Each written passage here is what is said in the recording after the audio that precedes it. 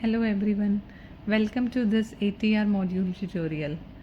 सबसे पहले इस ट्रेनिंग के लिए हम जिस वेबसाइट का यूज़ करने वाले हैं उसे ओपन कर लेते हैं, दैट इज़ ऑडिट ऑनलाइन।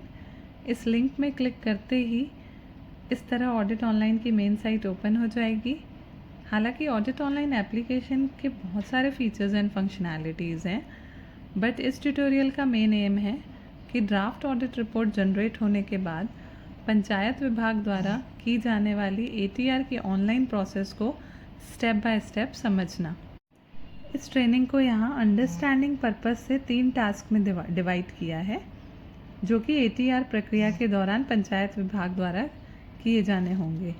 तो इसे टास्क वाइज ही समझते हैं, जिसमें टास्क 1 है, जब ड्राफ्ट ऑडिट रिपोर्ट जनरेट होकर राज्य संपरीक्षा विभाग के अधिकारी द्वारा पंचायत विभाग साइट सेंड कर दी जाती है, तो उस पर रिस्पॉन्स कैसे सेंड करेंगे। यहाँ ध्यान देने की बात ये है कि GP दैट मीन्स ग्राम पंचायत के लिए हम पंचायत सचिव का लॉगिन करेंगे और जनपद पंचायत के लिए जनपद CEO का लॉगिन करेंगे। सिमिलरली जिला पंचायत के लिए ZP CEO का लॉगिन करेंगे। बट लॉगिन करने के बाद की प्रक्रिया तीनों के लिए एज इट इज़ सेम होने वाली है। तो इस टास्क को समझने के लिए हम यहाँ पर पंचायत सचिव का लॉगिन कर रहे हैं। लॉगिन करने के लिए हम यहाँ पे डिटेल्स एंटर कर रहे हैं, user name, password and captcha, और एंटर करके लॉगिन बटन पर क्लिक कर लेंगे। लॉगिन होने के बाद इस तरीके से वेलकम स्क्रीन आएगी और उसमें इनबॉक्स मेन्यू में क्लिक करेंगे।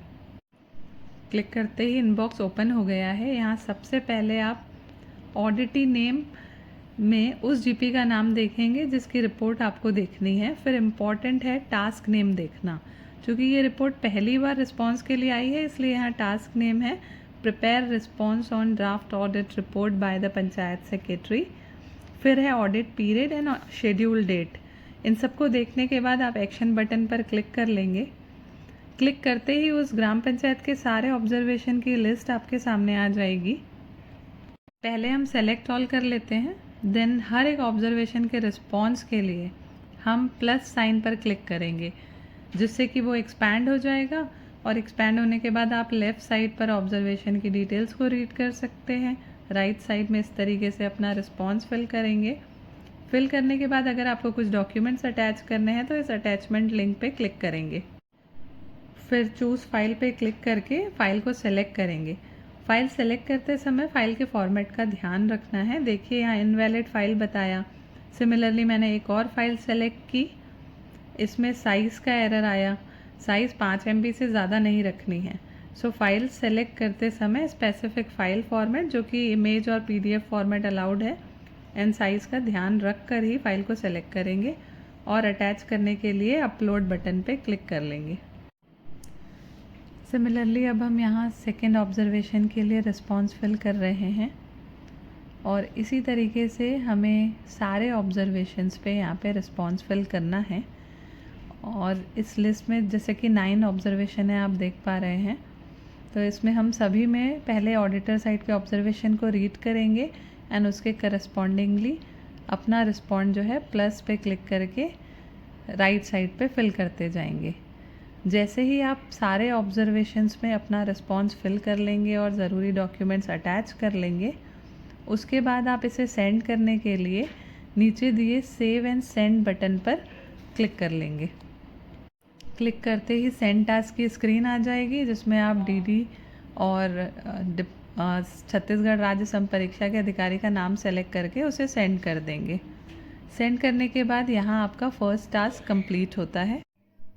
अब हम टास्क 2 देखते हैं। टास्क 2 तब की प्रोसेस है जब आपको वही ऑब्जर्वेशंस फिर से रिस्पॉन्स के लिए भेजे जाएं। इस प्रक्रिया को कहते हैं फॉलोअप की प्रक्रिया। यदि राज्य संपरीक्षा विभाग द्वारा आपको ये ऑब्जर्वेशंस किसी भी GP के ऑब्जर्वेशंस या JP के ZP के आपको रिपीट भेजे जाते हैं रिस्पॉन्स के लिए, पुनः रिस्पॉन्स के लिए, तो ये प्रक्रिया को हम फॉलोअप कहते हैं। और इसे कैसे प्रोसेस किया जाएगा यही अब अभी आगे ट्यूटोरियल में देखेंगे। इसके लिए यहाँ पर हम GP का या पंचायत सचिव का ही लॉगिन कर रहे हैं। लॉगिन पे क्लिक करते ही इनबॉक्स की स्क्रीन आ जाएगी और इनबॉक्स पे क्लिक करने से यहाँ पर आप देख पाएंगे कि टास्क नेम डिफ़र है। पहले टास्क नेम जो था वो prepare response on draft audit report था, लेकिन अभी आप देखेंगे टास्क नेम में follow up on the paras लिखा है बाय द पंचायत सेक्रेटरी। सो आप पर्टिकुलर जीपी देखकर आप उसके एक्शन पर क्लिक कर लेंगे। अब सिमिलर वे में आपको सभी ऑब्जर्वेशंस के लिए यहाँ रिस्पॉन्सेस फिर से फिल करने हैं।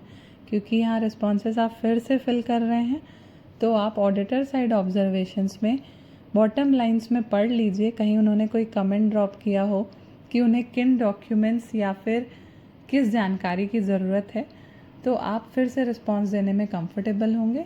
और रिस्पॉन्स फिल करने के बाद आप नीचे सेव एंड सेंड बटन पर सेम वे में क्लिक कर लेंगे। क्लिक कर सेंड टास्क की स्क्रीन आ जाएगी। वहाँ अगेन आप उसी DDJD का नाम सेलेक्ट करके उन्हें रिपोर्ट सेंड कर देंगे। यहाँ आपका टास्क 2 दैट मीन्स फॉलोअप की प्रोसेस जो है कंप्लीट होती है। ये फॉलोअप की प्रोसेस कितनी बार भी चल सकती है एक पर्टिकुलर जीपी के लिए। तो जब भी आपके पास इनबॉक्स में फॉलोअप का टास्क आए तो आप डेट टाइम ज़रूर देखें कि ये रीसेंट वाला है कि पुराना वाला, और उसके अकॉर्डिंग रिस्पॉन्स सेंड करें। अब हम टास्क 3 की प्रोसेस देखते हैं, जो कि है फाइनल सेटलमेंट रिपोर्ट की प्रोसेस। जब पूरी ही फॉलोअप की प्रक्रिया कंप्लीट हो जाती है, मतलब अब किसी भी ऑब्जर्वेशंस पे कोई और इन्फॉर्मेशंस या एडिशनल डॉक्यूमेंट्स की ज़रूरत नहीं है, तब छत्तीसगढ़ राज्य संपरीक्षा विभाग द्वारा आपको फाइनल सेटलमेंट रिपोर्ट जनरेट करके सेंड की जाएगी। लेकिन यहाँ इम्पॉर्टेंट पॉइंट ये है कि final settlement report 1 level higher authority को सेंड की जाती है। इसे समझने के लिए इस टेबल को देखिए कि ग्राम पंचायत के केस में फॉलोअप और रिस्पॉन्स जो है पंचायत सचिव के साथ किया जा रहा था, लेकिन उसकी फाइनल सेटलमेंट रिपोर्ट जो है हायर अथॉरिटी दैट मीन्स जनपद CEO को सेंड की जाएगी। सेम वे में जनपद पंचायत के केस में फॉलोअप और रिस्पॉन्स जनपद पंचायत CEO के साथ किया जा रहा था, लेकिन फाइनल सेटलमेंट रिपोर्ट जिला CEO को सेंड की जाएगी। और जिला पंचायत के केस में फॉलोअप एंड रिस्पॉन्स जिला पंचायत CEO के साथ ही होगा, लेकिन फाइनल सेटलमेंट रिपोर्ट जो है डायरेक्टर पंचायत को सेंड की जाएगी। अब इस फाइनल सेटलमेंट रिपोर्ट को कैसे व्यू करना है और कैसे उस पर रिस्पॉन्स सेंड करना है, वो अभी हम आगे प्रोसेस में देखेंगे। प्रोसेस को देखने के लिए हम यहाँ पे जनपद CEO का लॉगिन कर रहे हैं। आप अपनी किसी भी लॉगिन ID, पासवर्ड और कैप्चा एंटर करके यहाँ पे लॉगिन कर लेंगे। सिमिलर वे में लॉगिन बटन पर क्लिक करते ही यहाँ आपके पास वेलकम स्क्रीन आ जाएगी। यहाँ अभी आप देख सकते हैं कि अभी तक रिपोर्ट देखने के लिए हम इनबॉक्स पे क्लिक करते थे, लेकिन फाइनल सेटलमेंट रिपोर्ट के व्यू के लिए हम ATR टास्क पर क्लिक करेंगे और उसमें मैनेज पे क्लिक कर लेंगे। क्लिक करते ही ATR टास्क का बॉक्स ओपन हो गया है। इसमें आपको जिस GP की फाइनल सेटलमेंट रिपोर्ट देखनी है उसे ढूंढकर और ऑडिट पीरियड शेड्यूल देखकर आप एक्शन पर क्लिक कर लेंगे। एक्शन पर क्लिक करते ही एक पॉपअप मैसेज आपके सामने स्क्रीन पर आ जाएगा, जो कि इस चीज़ से रिलेटेड है कि अगर ये रिपोर्ट जो है ग्राम सभा में या निर्णय पोर्टल में अपडेटेड नहीं है तो यहाँ आप इस रिपोर्ट को सेंड नहीं कर पाएंगे। तो यहाँ ऑब्जर्वेशंस में रिस्पॉन्स कैसे फिल करना है ये हम पहले देख लेते हैं। आपके पास 2 ही ऑप्शन है, एक्शन टेकन एंड कमेंट्स।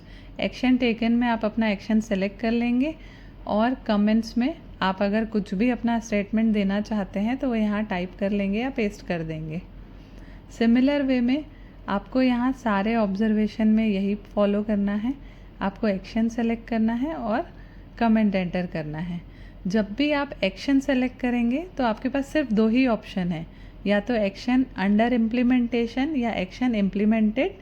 वो सेलेक्ट करके आप अपना कमेंट ऐड करेंगे। और जब आप ये सारे ऑब्जर्वेशन के लिए कर लेंगे, इस तरीके से अपना एक्शन और कमेंट सेलेक्ट कर लेंगे, तो इसे सेंड करने के लिए आप नीचे सेंड बटन पर क्लिक तो करेंगे, लेकिन आप देख सकते हैं यहाँ ये बटन डीएक्टिव है।